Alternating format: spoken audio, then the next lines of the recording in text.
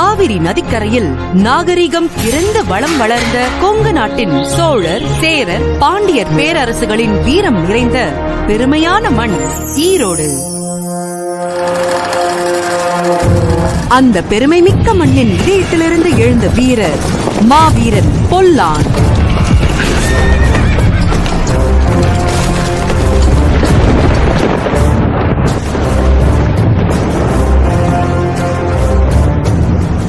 பதினெட்டாம் நூற்றாண்டில் ஆங்கிலேயரின் அத்துமீறலுக்கு எதிராக தீரன் சின்னமலையின் போர்ப்படையிலும் ஒற்றர் படையிலும் தளபதியாக செயல்பட்டவர்.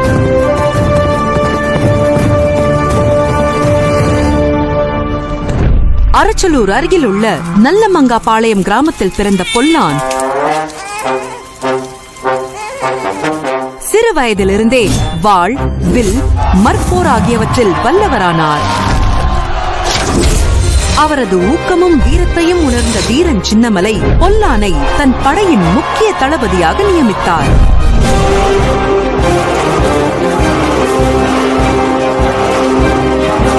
1801 பாவானி போர், 1802 சென்னிமலை போர், 1803 அரச்சலூர் போர் ஆகிய அனைத்திலும் தீரன் சின்னமலை பெறும் வெற்றிக்கான உறுதியான காரணமாக இருந்தவர் பொல்லான். ஆங்கிலேயர் படையில் ஒற்றராக நுழைந்து அவர் வழங்கிய துல்லியமான தகவல்கள்தான் ஒவ்வொரு போரிலும் சின்னமலையின் மறைமுக வெற்றிக்கு தீர்மானமாக அமைந்தது. 1805 ஆண்டு ஆடி மாதம் முதல் நாளில் ஜெயராமபுரத்தில் அனைவரின் முன்னிலும் கர்னல் ஹாரிசன் துப்பாக்கிச் சூட்டால் வீரமரணம் அடைந்தார்.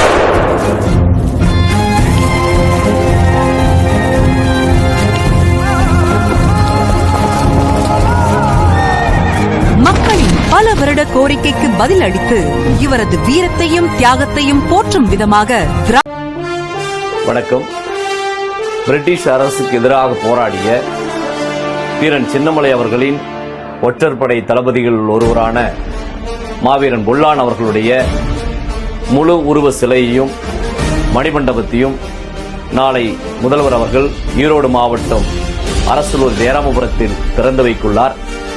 தந்தை பெரியாரின் பிறந்த மண், தமிழ்நாட்டிற்கு சுயமரியாதை உணர்வை கொடுத்த மண்.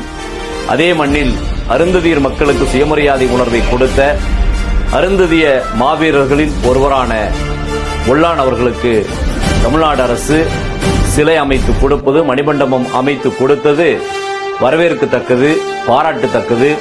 எனவே நாளை முதல்வர் அவர்கள் திறந்து வைக்குள்ள மணிமண்டப நிகழ்வில் அருந்ததியர் மக்கள் அத்தனை பேரும் திரளாக கலந்து கொள்ள வேண்டும் என திராவிட தமிழர் கட்சியின் சார்பில் நெஞ்சார்ந்த கேட்டுக்கொள்கிறோம். நன்றி, வணக்கம். திராவிட மாடல் அரசு ரூபாய் 4.90 கோடி மதிப்பீட்டில் ஜெயராமபுரத்தில் மாவீரன் பொல்லானுக்கு முழு உருவச் சிலையுடன் கூடிய மணிமண்டபத்தை அமைத்துள்ளது. சுதந்திர போராட்ட வீரர்களின் தியாகத்தை என்றும் நிலைநிறுத்தும் உயர்ந்த நோக்குடன் இந்த நினைவு கலையரங்கத்தை அர்ப்பணித்த மாண்புமிகு முதலமைச்சர் அவர்களுக்கு நெஞ்சார்ந்த நன்றியை தெரிவித்துக் கொள்கிறோம்.